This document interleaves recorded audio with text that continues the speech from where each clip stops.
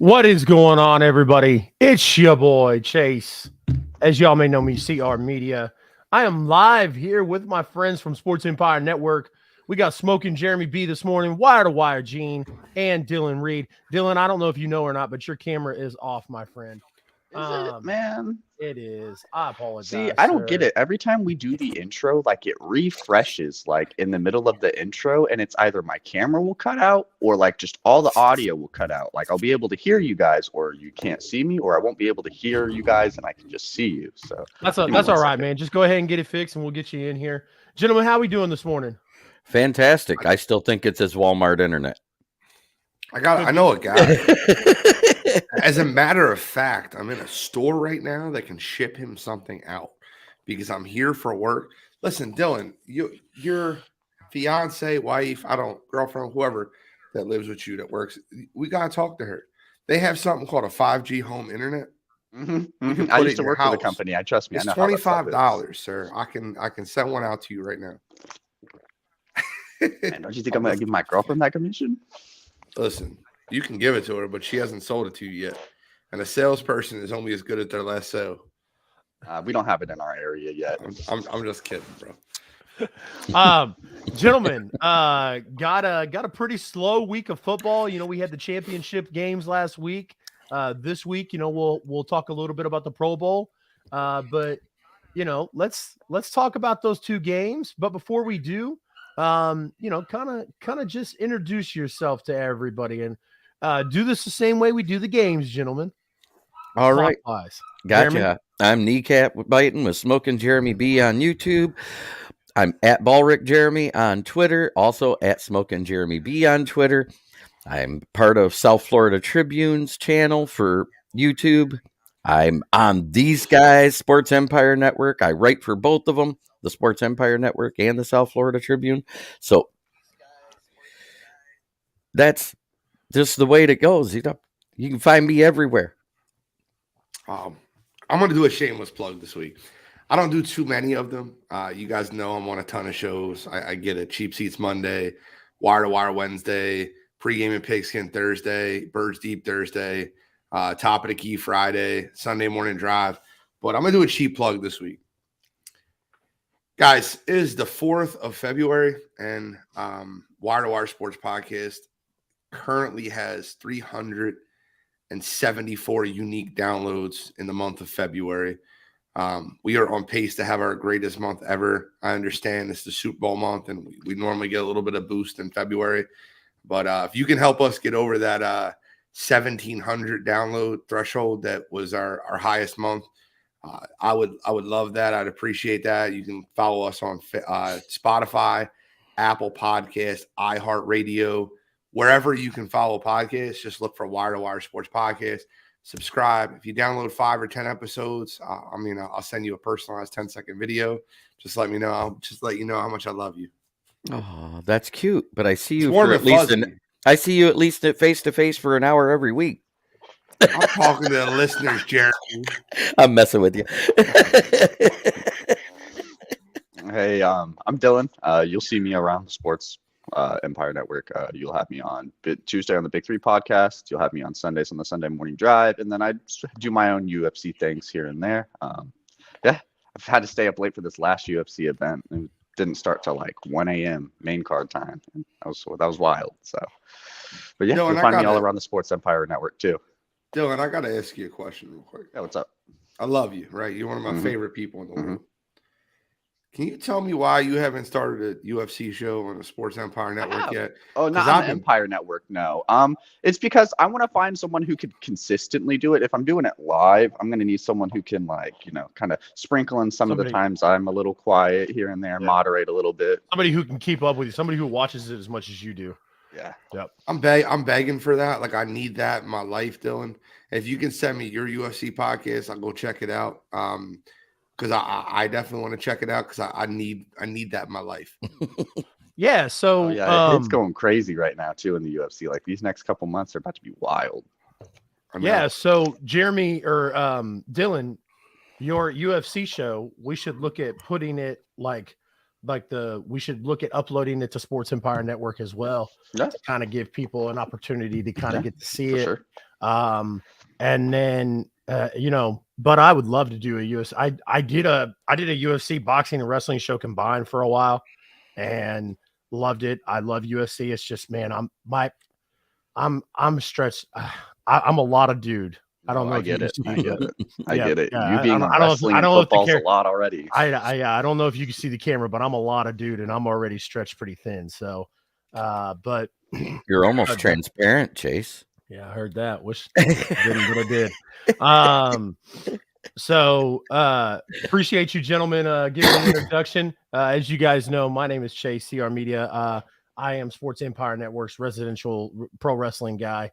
Do a lot of pro wrestling content on my own channel, plus Sports Empire Networks, and then also do some football content as well.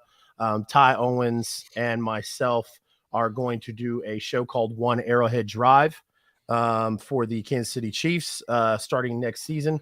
We will soft launch at the draft, and then Cool McCain, myself, Key, will be starting a wrestling show called Wrestling Empire soon. So definitely check that out. Got lots and lots of great content coming to the Sports Empire Network, guys. And as a way to say thank you for that, Sports Empire Network is offering $20 off of your first purchase on SeatGeek.com when you use promo code SEN. If you've never been to SeatGeek has concerts, various different activities, sporting events. So go check that out. Like I said, it's our way of saying thank you for being a subscriber and showing love to us. So go to SeatGeek and get yourself $20 off your tickets. So look for those XFL and USFL tickets for $20. Get 4 of them, buy 1 free. There you go. There you go. All right, gentlemen. Let's talk about the first game from last weekend. The Philadelphia Eagles rousted the San Francisco 49ers 31-7. I don't ever get to, I always like they're not really hot takes, but like I said last week, I love, sometimes I will think with my heart, not my gut. And I said last week that my heart was telling me that the Eagles were going to demolish the 49ers. I didn't see it happening like that, but it was definitely surprising that I got that one right. So, Jeremy, same way we started every week, my brother. Yep. Let's start with you, sir. As soon as I saw that fumble on the strip sack by Hassan Reddick, as soon as I saw that ball come out, I was like, oh, that's not an incomplete pass. They blew the whistle way too soon. That was going to be a touchdown right there. That being said, it was a fumble 100% because his hand was going back. And when I seen him come up and shaking his hand, I was like, that's not good. There's no way the 49ers can win now if he's hurt. And lo and behold, that's the way it went. All right, well, I gave the 49ers too much credit. I did. And let me just listen. I thought the game was going to be really close, and Chase nailed it perfectly. 49ers have an elite defense. D'Amico Ryans is one of the best defensive minds in the game. He got a head coaching job. Kyle Shanahan, one of the best offensive minds in the game. They're loaded with talent front to back.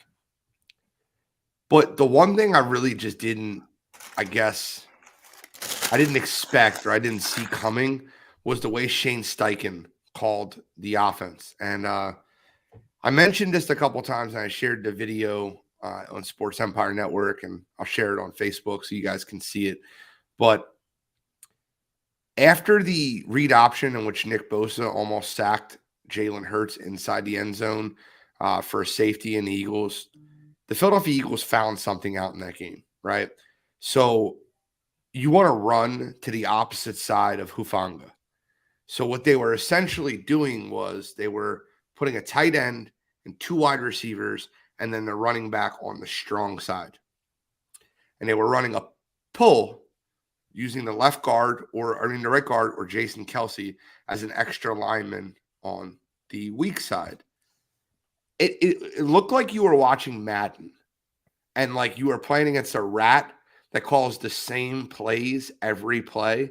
And you just can't stop it, right? So when the 49ers made an adjustment after the Eagles went up 21-7 and moved Hufanga to the weak side is when you started seeing Jalen Hurts run the ball because they added a number. The Eagles will add a number by adding Miles Sanders as an extra blocker. And Jalen Hurts started running the ball heavy in the second half. Most people didn't understand where that came from. It was a brilliant design by Shane Steichen.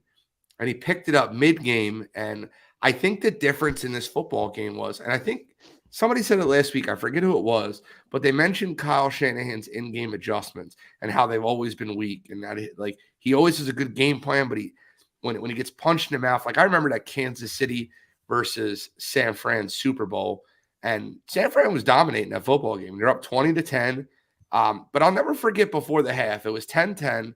And he had the opportunity to try to drive down and get more points, and they started running the clock out. They eventually got a huge throw to Kittle, and that throw, they ran out of time. I feel like that the way to beat the San Francisco 49ers is to figure out what their game plan is, adjust, quick enough to where, because Kyle Shanahan has proved time and time again, D'Amico Ryan's proved time and time again that their adjustment levels aren't they're just not elite. They're not. And the last thing I'll say is this. Well, it's kind of a two-part, and I promise I won't go too long on it. But I don't know how you have Laura Croft. I know his name's Tyler Croft. Laura Croft, the number 2 tight end on the San Francisco 49ers, being the primary blocker for Hassan Reddick on the play in which Hassan Reddick strip sack, fumbled, and hurt Brock Purdy. If I hear another person say the Eagles had the easiest road, we talked about this last week. The Eagles have the easiest road and this, and that. I don't know, man, guys. Maybe my eyes were deceiving me. That wasn't a cheap shot, right? That was a regular hit, legit hit.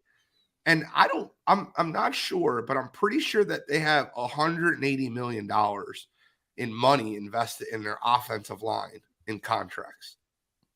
And if you're investing $180 million to protect the quarterback and you went through 4 this season, maybe you should stop looking at the Philadelphia Eagles and start looking in the mirror. The Philadelphia Eagles defense will get after the quarterback. They have secondary that can play man coverage. And their offense is centered around them big uglies and that offensive line who is going to run the ball down your throat.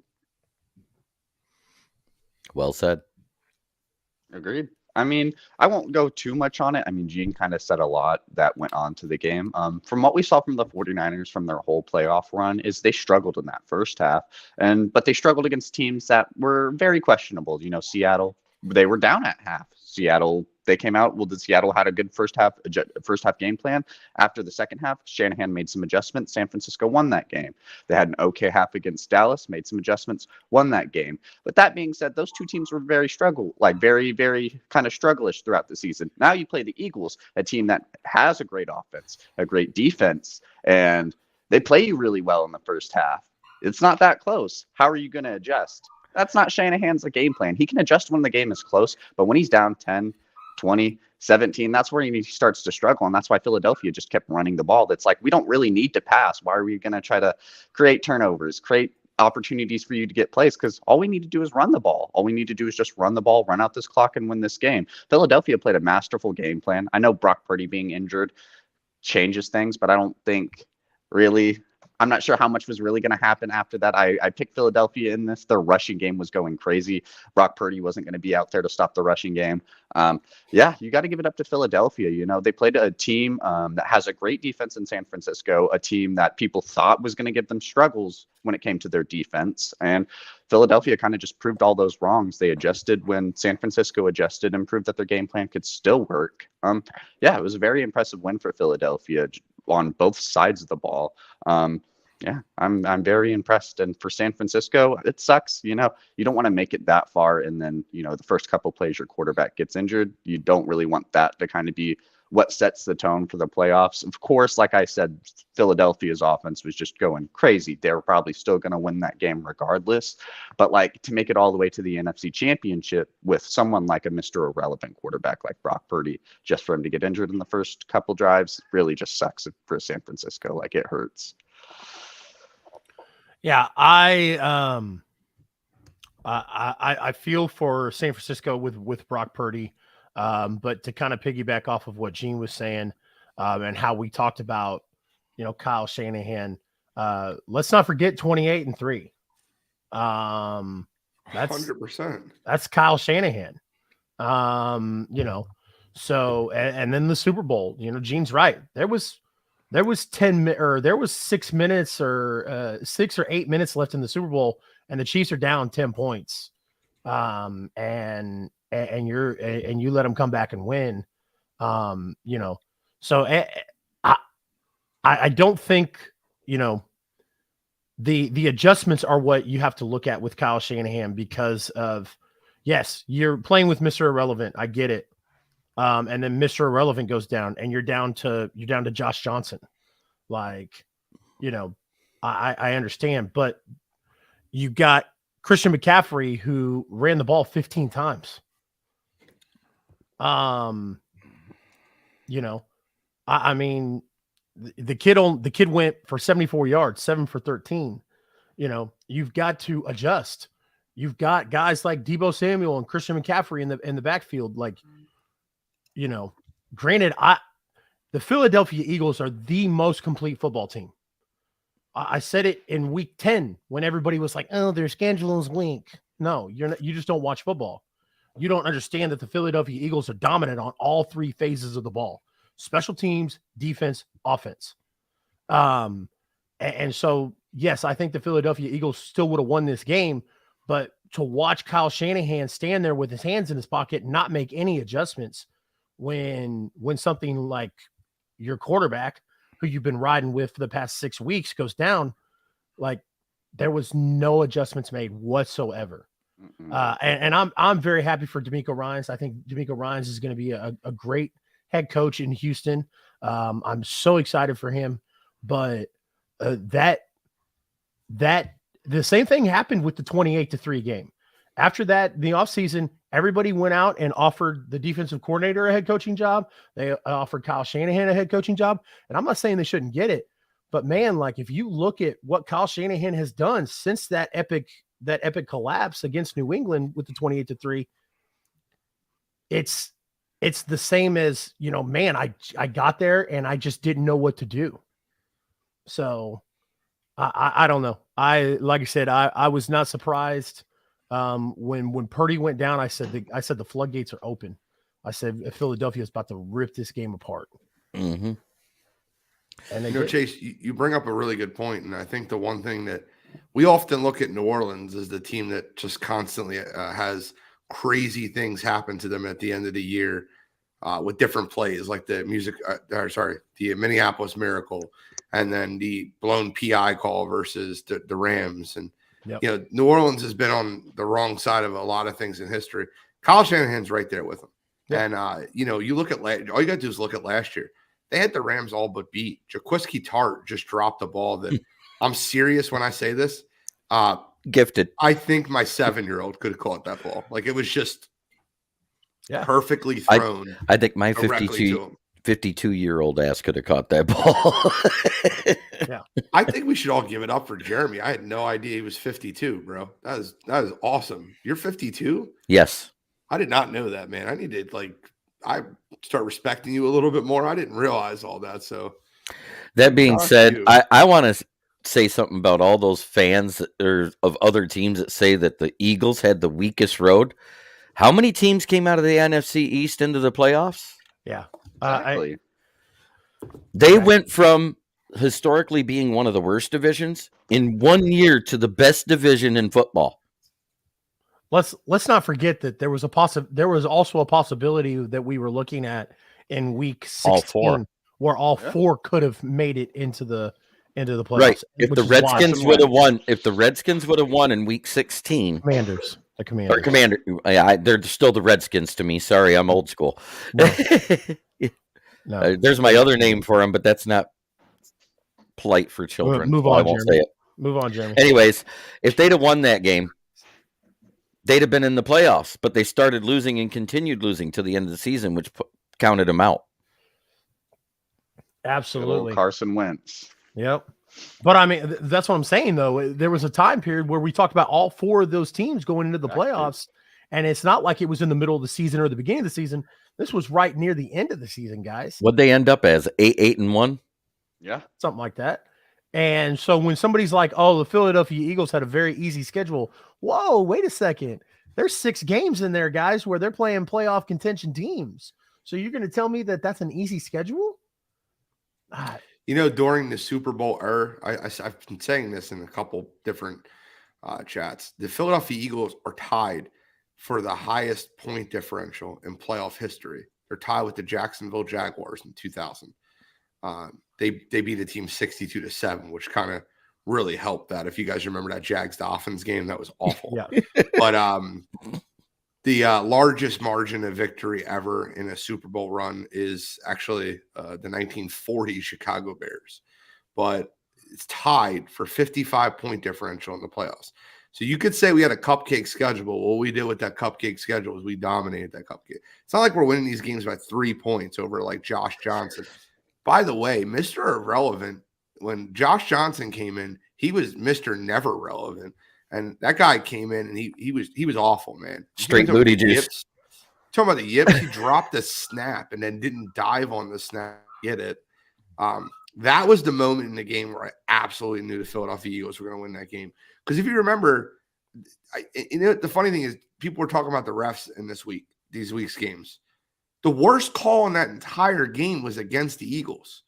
And everyone wants to, the Devontae Smith, that ball hit the friggin' wire. I don't know how 7 referees couldn't see that ball hit the wire. Like, you guys know what I'm talking about on the punt? Ball hit the wire. Like, it made a left turn. It went from a spiral punt to end over end. I was so floored that they reviewed that call and couldn't find disputable evidence. Like, the ball was going inside the hash marks, and it took a complete left turn. Like, someone's got to do something about those cameras being above. That can't happen. Yeah. Or like when Cowboy Stadium very first got built, the punter hit the punter hit the billboard. It's like, dude, did you not think about that one? Yeah. Philly Sports Talk podcast. Appreciate you joining. Appreciate everybody in the chat joining with us this morning. If you guys are watching, let us know you're here. So, yep, the Eagles beat the 49ers 31-7. They're going to move on to next week's game in Arizona, Super Bowl 57. But before we get to that, we will get to that next week. First, let's talk about the AFC Championship. The Chiefs defeated the Bengals 23-20. Jeremy, you're muted, buddy. Chase, Sorry, the dog was barking, so I was being polite. But anyways, that was one of the most complete, best games of the playoffs so far. Back and forth, it was nail biting. But as soon as I saw that late hit on Mahomes, I was like, "No, it's over. Kansas City's winning. I can turn the TV off." Yep. I'm gonna say something controversial here. I really am. All right. So first of all, let me just start giving the roses where they deserve to be given, because I picked the Kansas City Chiefs. Kansas City Chiefs won the game. I've really thought that the talk that leading up to the game was just the added motivation that Kansas City needed. You could tell it was like repeated in their locker room over and over and over again by how many people said stuff after the game, from Kelsey to Mahomes to Chris Jones to everyone said something afterwards. But let me give you even more flowers. Patrick Mahomes is the greatest quarterback that I think we might ever watch. I granted, Tom Brady just retired, the GOAT. But I don't think I've ever seen a more talented quarterback than Patrick Mahomes. I'm not saying he's going to surpass Brady as the greatest of all time as far as 7 Super Bowls and things of that nature. But I don't think we're ever going to watch a talent like Patrick Mahomes. That guy lost Mecole Hardman, Juju Smith-Schuster, Kadarius Toney, and was throwing to Marquez Valdez-Scantling. Travis Kelce was being double-teamed the entire game when the receivers went out. Marquez Valdez-Scantling, Travis Kelce, and truck drivers. Because I don't know, you're laughing. No, I know. It's funny. That's all I'm saying. I know guys in the NFL, and I follow the NFL and I follow college. And there was a couple guys on that Kansas City Chiefs team. I'm like, who the hell is this? Like I don't even know who that guy is. Yeah, you got to look him up. And he finds a way to win football games again and again and again. Here's where I'm going to get a little bit stupid. I don't ever think a game should end the way. I thought it was a really ugly way the game ended. I think that the fact that he pushed him out of bounds by letter of the law is a penalty. I understand that. I don't think the intent was to really shove him. I think he was running full speed to stop him from getting closer to field goal range, and his momentum carried him. He put his hands up because there was a person in front of him, but like I didn't see an extension to actually shove him. It was a dumb play. I get it. Quarterback's got 2 feet on the white line, but it just left a bad taste in my mouth of how the game ended. Like I remember 13 seconds, guys. I remember that game. It was last year. It was one of the greatest games I've ever watched in my life. And to be able to figure out a way to win, and how amazing was that, right? Yeah. Like that, but I remember 13 seconds. So when 13 seconds happened, like I figured I was going to see that out of Patrick Mahomes and the Chiefs. And when you get that shove in the back, it just kind of really just dampers the mood. And to you Bengals fans complaining about the officiating, I just want to say something to you really quick. Number one, if you look at the Sky Cam on CBS, the back official was waving the play off on the 3rd down. Second, and most importantly, they still got a punt out of that drive. So it didn't lead to points. Third, you still had an opportunity to win the game. You had the ball 20-20 with 2 minutes left in the football game. I don't want to hear that is anyone's fault but the Cincinnati Bengals. That Kansas City defense showed up. Chase, remember last week when I told you the star of the game for that Chiefs defense, the underrated Jaylen Warren would be the guy? Can I ask you a question real quick? I know you were there. How did Jaylen Warren play that game, especially after L'Jarius Sneed went down? Jalen Watson. Jalen Watson, sorry. Yep. Thank you. He played great. That whole defense played great. Chris Jones was a man possessed. Jalen Watson was, I call him Jaylen Warren. I feel so embarrassed.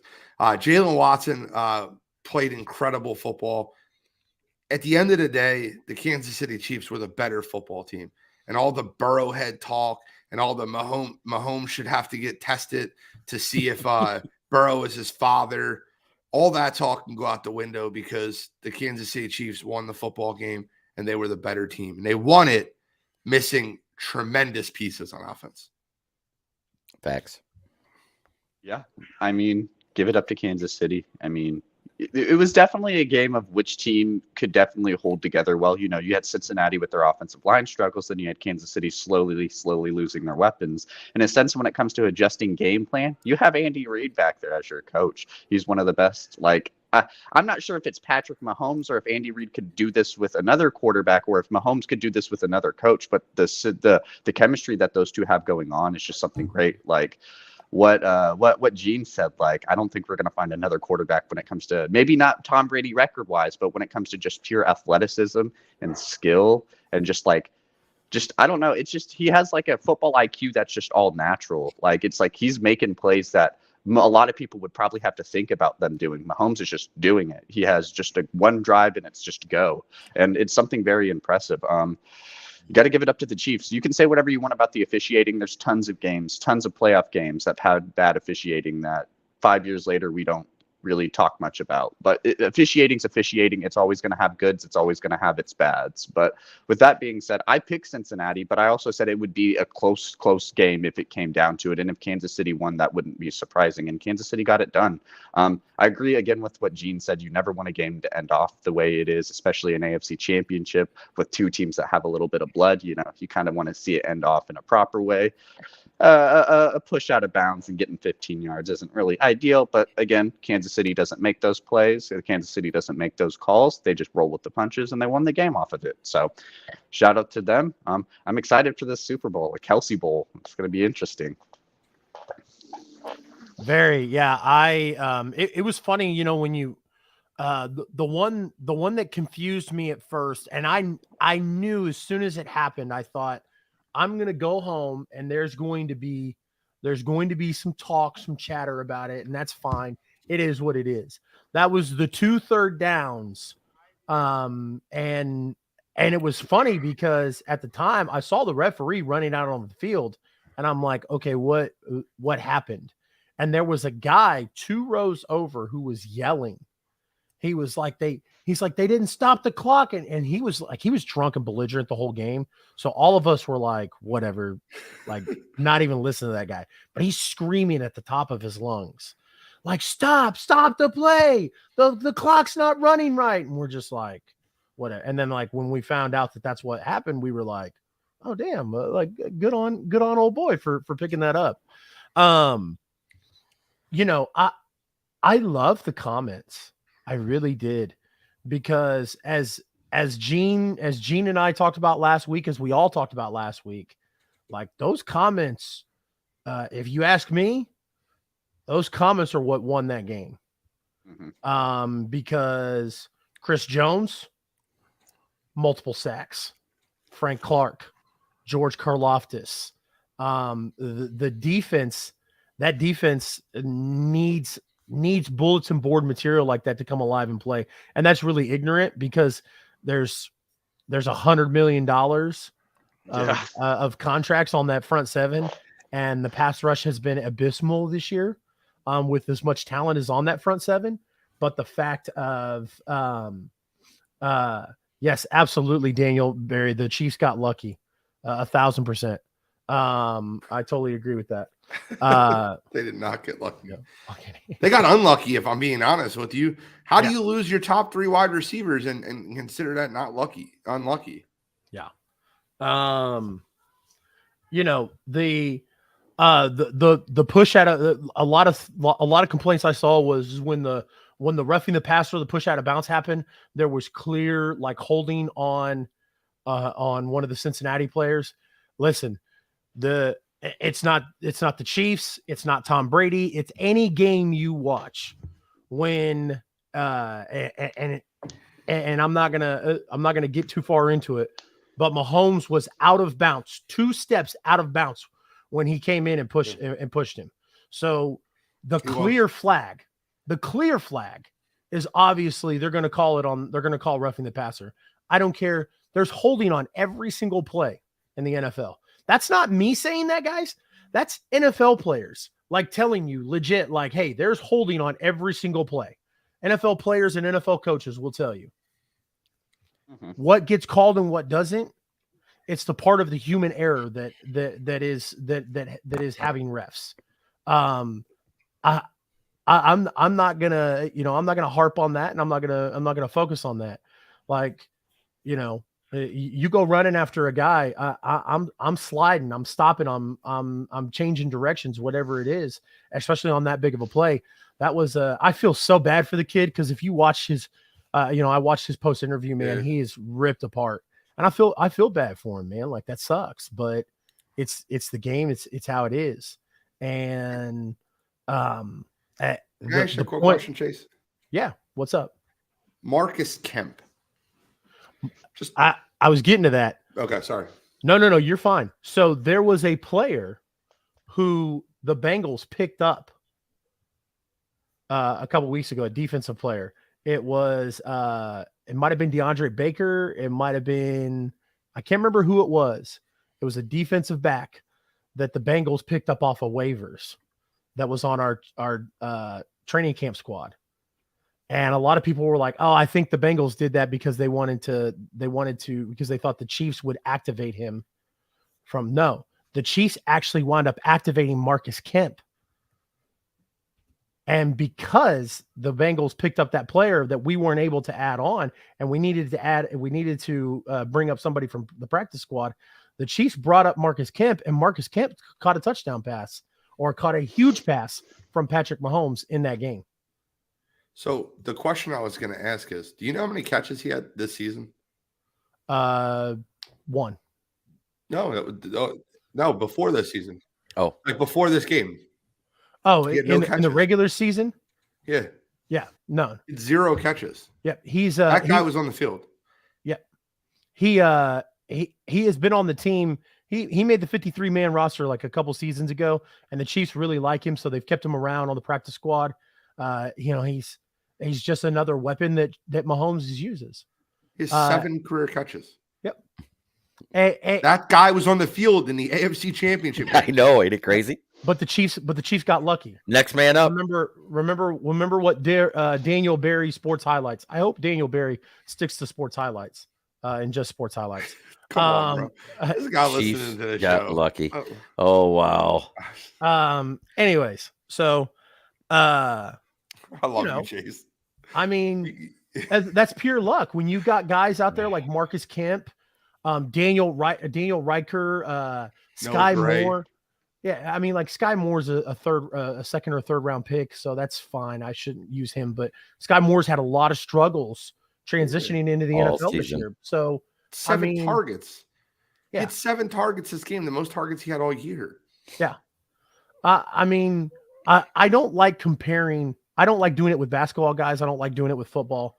But, let's go back to the early 2000s when Tom was going to those Super Bowls and winning. Yep. Mike Vrabel was out there catching touchdown passes. They didn't have, mind you, New England didn't have big name wide receivers until 2007 when Randy Moss came in. I mean, look at now Daniel Barry's in my good graces. It's called the magic of Mahomes. Mahomes magic, baby. That's what it is. I like you. I like you, Daniel. You keep those highlights coming, baby. I want to say kudos to MVS for the first time in a playoff game. He had 100 yards receiving. Big game for him. I mean, he cooked Eli Apple. Eli Applesauce was Eli Applesauce was blind and burnt toast once again. Bro. Marquez Valdez-Scantling was lined up versus Eli Apple, and I think he had 8 receptions. I think he lined up against him on 6 of those receptions. I know. He cooked them. Yeah. The only targets he missed was the ones when other were were covering him. Wild, man. I'm just so perplexed that a team can lose that much versus that good of a football team and still win the game. Yeah, it's 6 receptions for 116 yards, and all 6 receptions were on Eli Apple. I think Eli Apple ran a cornerbacks camp this year, and my Detroit Lions, Amani Oruwariye, attended it because he played just like him this year. Oh man. Yeah.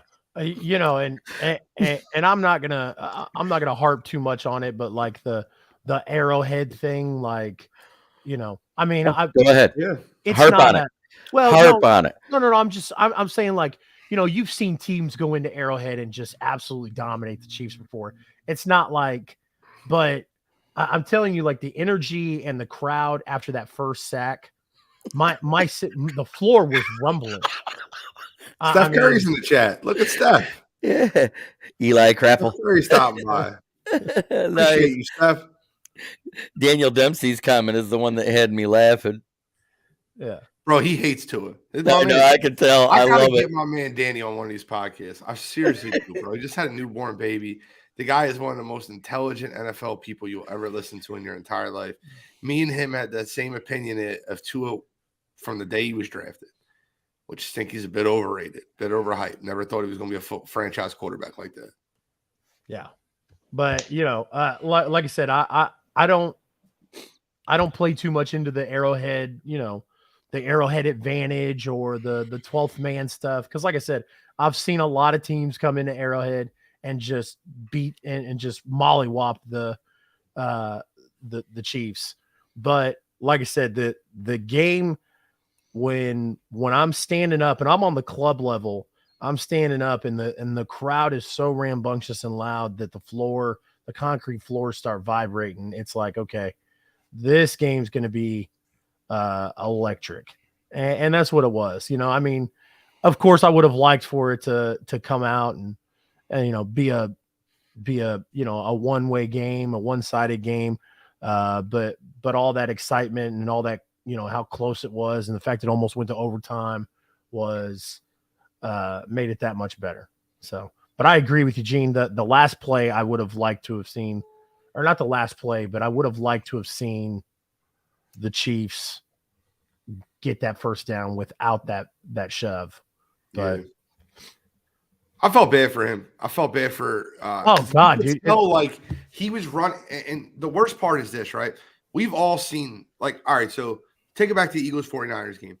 The way Hufanga pushed Jalen Hurts in the back was a frustration penalty, right? They pushed him out of bounds. You seen the intent in that penalty. Yeah. In that game, and I don't care if you're a Chiefs fan, a Bengals fan, a Seahawks fan, a Lions fan. I don't care who you are. You knew his intent wasn't to hurt Mahomes or like hit him.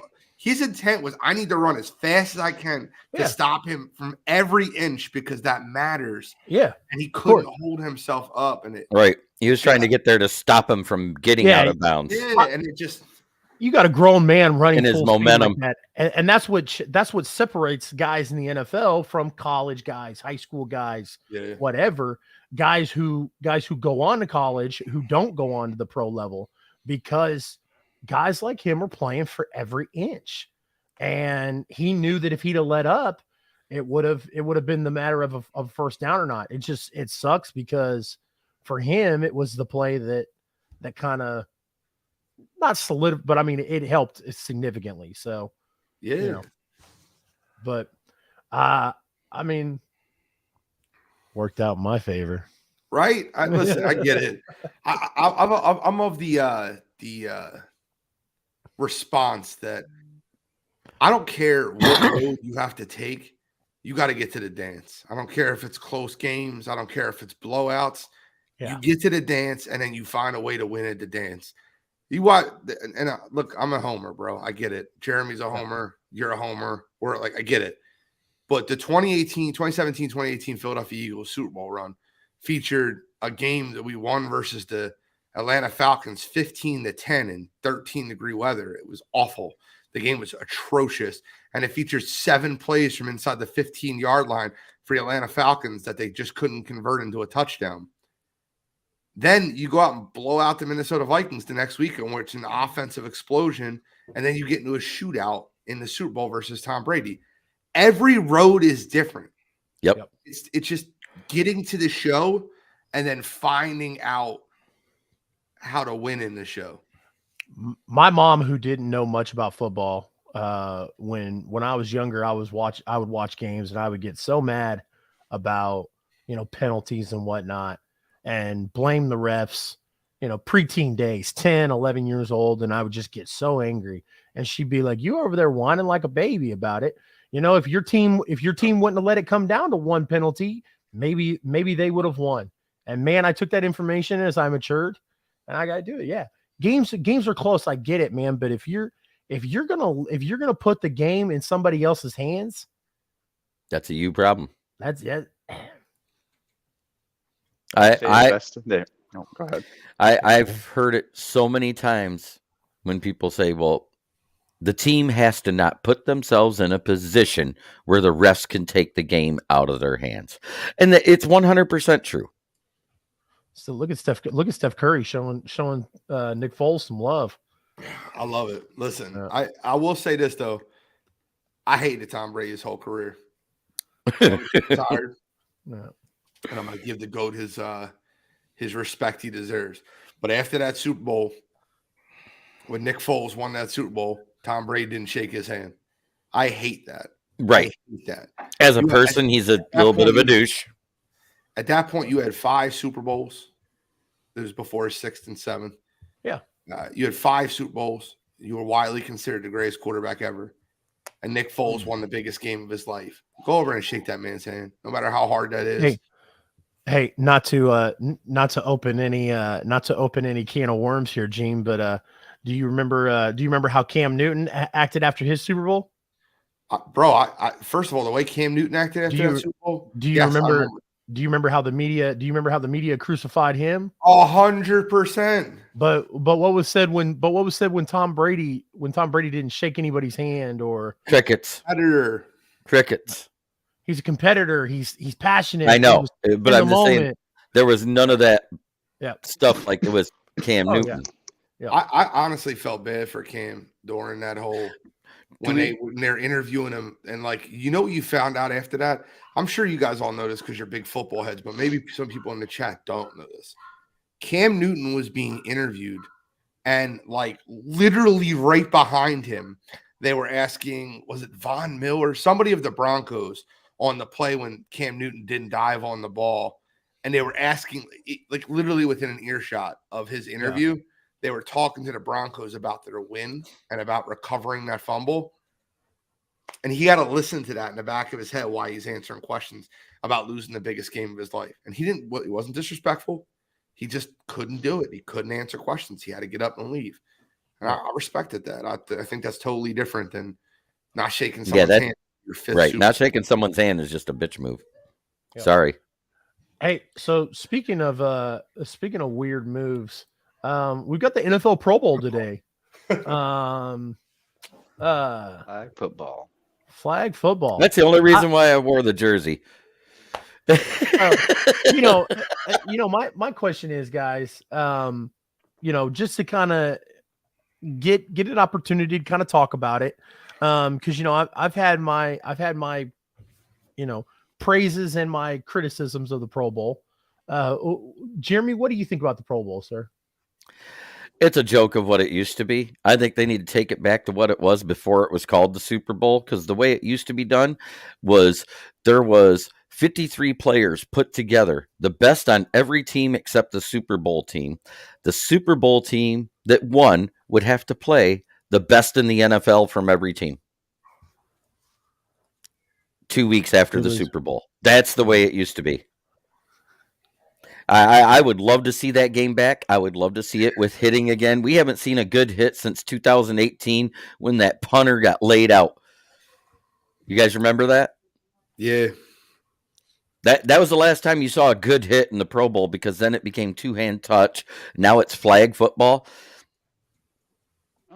I think the flag football will be interesting in a sense. Like, if it can get played done properly. I agree 100%. What they're doing with the Pro Bowl now sucks. I don't care for it.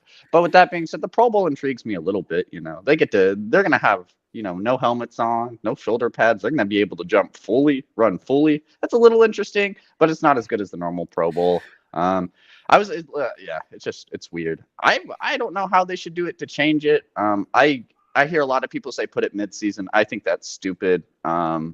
I think they should keep it at the end of the season, but you got to figure out something to do with it. All these other sports organizations have all-star games and all-star weekends that are actually like fairly good. Like, you kind of want to tune into those. And when it comes to the Pro Bowl, it's like, I don't care. Like, it's just a buffer until we get to the Super Bowl. Well, the Pro Bowl was an absolute joke, right? Yeah. I don't know how you can fix it. I would cancel it altogether. I would just get rid of it and name it a Pro Bowl team. With having real Pro Bowlers, not like, well, we're going to go down the alternate list. Let's get to Tyler Huntley. That's the worst alternate on that list. How many quarterbacks do you think they had to go through before they settled on Tyler Huntley? They had five.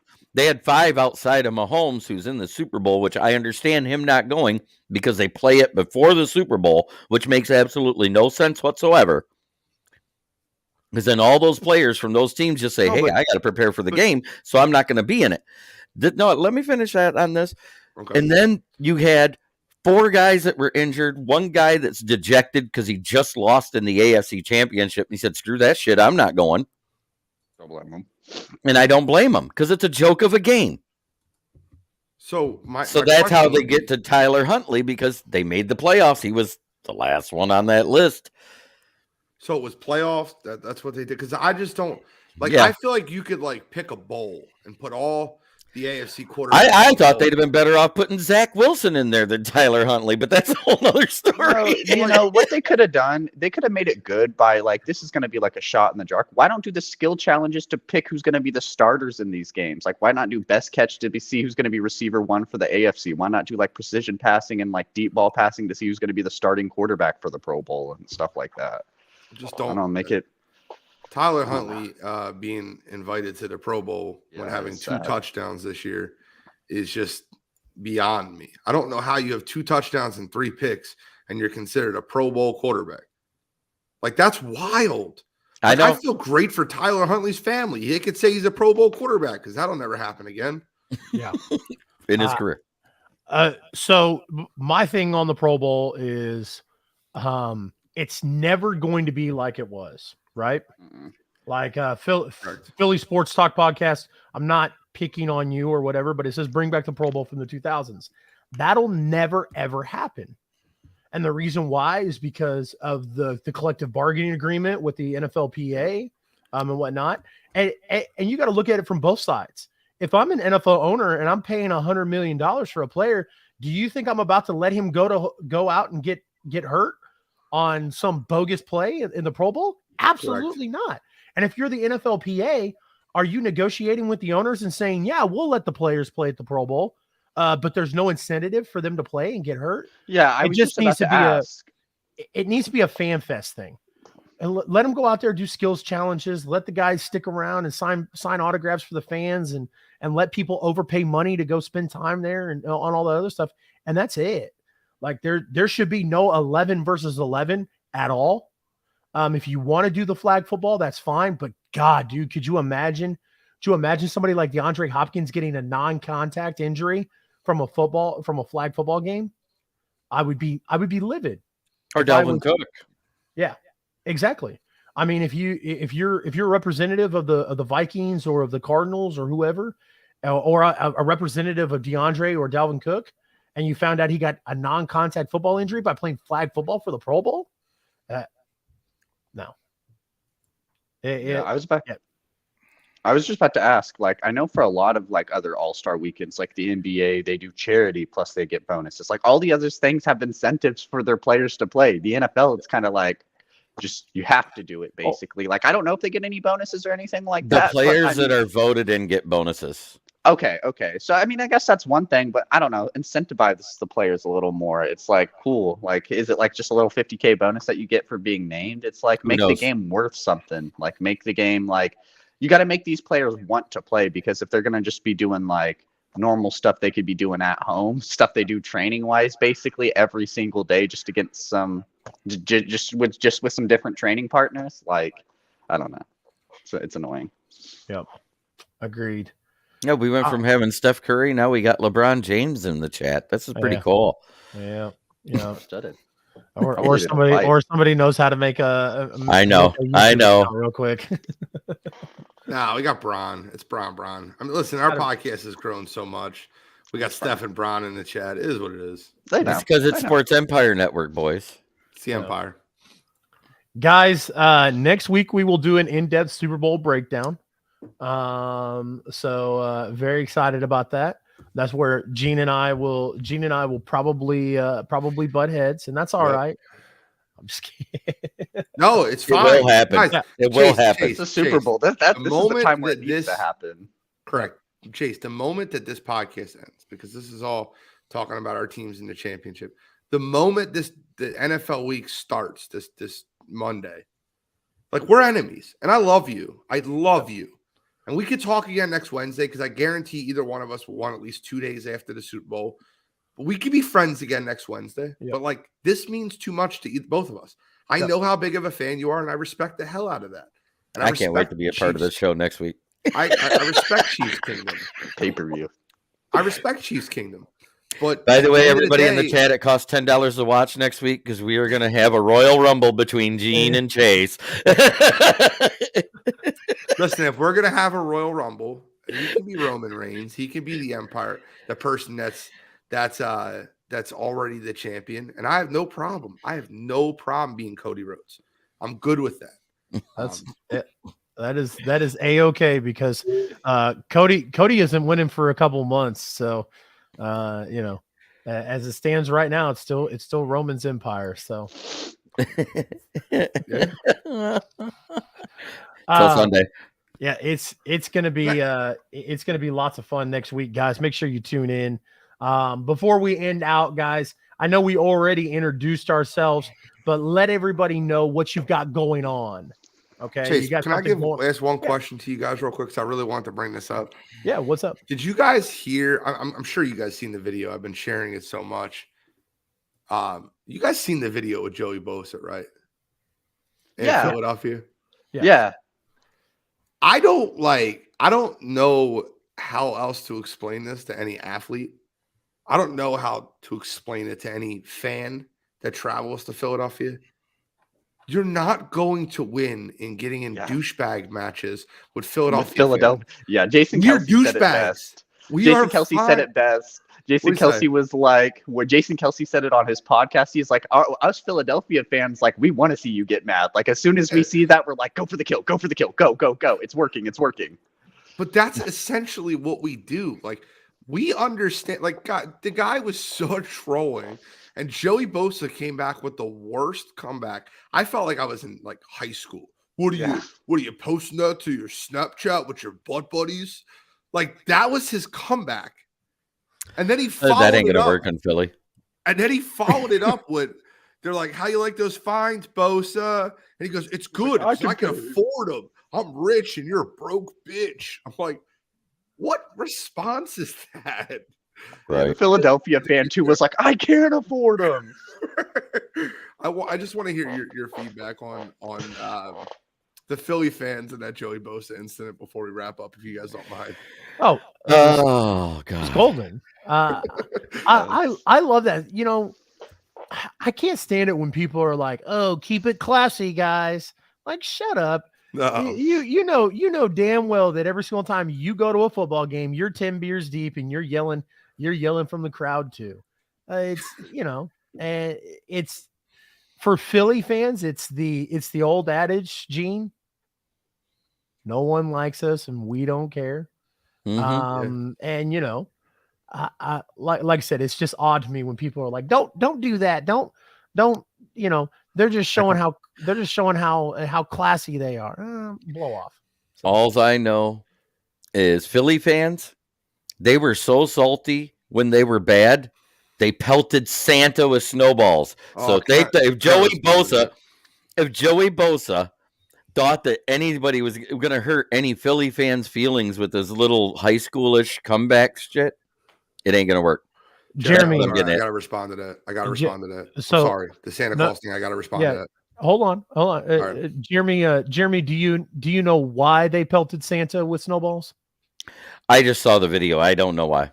Okay, I'll let Gene tell you, because I did the same. I when I very first met Gene, I gave Gene shit. I was like, "Oh, this is real rich coming from a Philly fan." No. I didn't mean it that way. I know. It's fine. I know you don't, but the whole problem with that is it's so misconstrued. It happened in 1968, and it was during a snow game. Obviously, there was snow on the field, right? Mm-hmm. So like they had snowballs to throw at Santa Claus. The Philadelphia Eagles were so bad that they advertised, bring your kids to meet Santa. And they were going to have Santa Claus at the Eagles game. It was like a prop. It was like a Jackie Moon type, like, right, we're going to bring in Santa Claus. So a bunch of people drug their ass down to that stadium in the snow, and Santa canceled because of the snow. So a drunk guy they grabbed from the Eagles tailgate and goes, here's the Santa costume. Like, we want you to be Santa Claus. And he was hammered. He was pulling his beard down. He was scaring kids. And like the Eagles fans were like pissed that like they brought their kids there through the snow and they got this drunk idiot pulling his beard down, scaring their kids. And I'm not kidding. My dad was at that game. Oh. And they were pelting snowballs at Santa Claus because it was a guy pulling his beard down and scaring kids and like being drunk and belligerent. They didn't want to see Santa pulling his beard down to drink a Budweiser. And like, that's essentially what happened. And everyone's like, the Eagles fans pelted snowballs at Santa Claus. Like, that's not accurate. Like, stop misportraying history. Not I you understand specifically. No, I'm just saying all I saw was a YouTube video with no sound of Santa Claus being hit with snowballs. That's what I was getting at. I get it. I've heard that on ESPN. Who'd they throw the batteries at? That was JD Drew. And the reason they threw the batteries at JD Drew is that Philadelphia Phillies used their first overall pick to take JD Drew, and he sat the entire year and went back in the draft. So he lost our first. Basically, it's forfeited. Like, you lose your first overall pick because he wanted to play in Boston, who was the second pick, and he ended up playing in Boston. So when he came back to Philly, a couple idiots threw D batteries at him.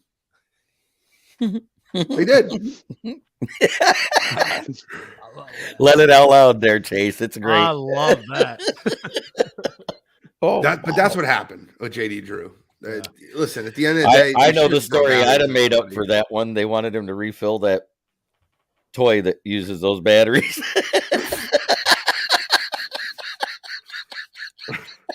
What does it matter with you? I don't know. I'm politically incorrect. I can't help it. All right. So, gentlemen, like I said, tune in next week for our Super Bowl preview.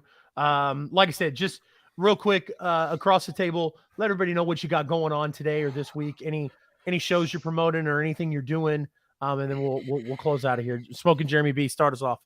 I'm on Fire Up Michigan on Monday. I have my NFL Roundtable Talks on Wednesday, my Lions Fan Cave chat on Friday, and the Sunday Morning Drive.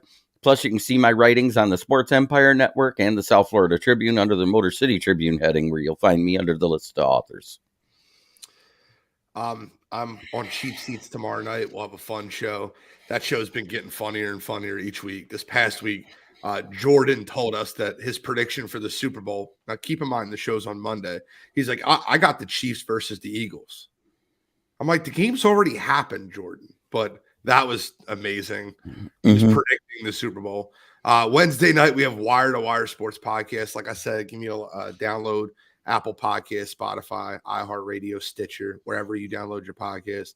Thursday night, I got 3 of them. Birds Deep, Birds Deep, Pre-Gaming Pigskin, which will have a special episode this week called Pre-Gaming the Super Bowl with Jake Silva, Cool McCain, and Marcus, who was on your show before, Chase. Friday night, Top of the Key, and Sunday morning, I'll be on the Sunday Morning Drive, Super Bowl tailgating. I cannot wait. And plus, we'll be doing block pools, $10 a block, 0 profit to anybody else but the winner. It's no charity block pool. I'm doing block pool. You put your money up, you're getting 100% of profit. Like it. Yeah. Dylan? And for me, you can find me on Tuesdays on the Big Three podcast, where I do work with Jordan and Kyle. Both people Gene's worked with. You know, he definitely knows how both of them are. And then on Sundays, I do the Sunday Morning Drive. And then throughout this week, I'm going to be editing and finishing up my UFC 284 previews. So that should be fun. I just got to, get through the bottom half of the card now. I got the first half of it filmed, just the unimportant stuff that people still want to hear kind of sense. You gotta attribute to all the crowds. So gonna get that finished out. Should be out Monday or Tuesday, but I'll let everyone know when that's out. But yeah, you can find me all around on the Sports Empire Network. Absolutely. Dylan, get with Key about getting that uploaded on the Sports Empire Network for you. Get you more views and stuff like that. And then let's work on getting you a full, at least you and somebody else. If we could get you and just somebody else doing the UFC show, that would be good. Good for the platform, good for the content, good for you, man. So, and then, guys, I've got a bunch of professional wrestling stuff going on this week. On Monday nights, I do a watch along of the wrestler that we interview on Thursdays. So tomorrow night, I'll be doing a watch along for Adrian Surge. He's coming on the show on Thursday on the I-70 Hot Tag, where we talk about Kansas and Missouri, Midwest independent professional wrestling, pretty much. And then, of course, Wednesday nights, lots of fun. We watch Dynamite, and then afterwards we do the Dynamite post show here on Sports Empire Network. It's lots of fun because we send the link out for people to get an opportunity to come on camera and talk about what they liked and they didn't like. And sometimes we get some real characters. So it's crazy. So and then especially in the wrestling outlook too. Yeah. I was gonna say you. What an independent wrestling event, my guy. Anyways, and then on Sunday we do the Sunday Morning Drive, guys. So next week we will definitely be talking about the Super Bowl and hanging out. LeBron James says nobody cares about wrestling. Man, that sucks. I've seen LeBron James at a few wrestling events. That's weird. Yeah. I think I saw him at WrestleMania last year. Literally, an iconic WWE moment is LeBron as a rookie holding that little phone at a WWE event. Like, what? Yeah. The flip phone? Yep. No. All right. Gentlemen, that's going to do it for this week. Right, a little over an hour. But next week we're gonna start and we're gonna have some fun talking about the Super Bowl. So until then, guys. Bets. Yep, that's right. Bring your prop bets. Until then, as always, we appreciate you guys joining here on Sports Empire Network. Have a fantastic Sunday and watch the Pro Bowl. You might see something fun.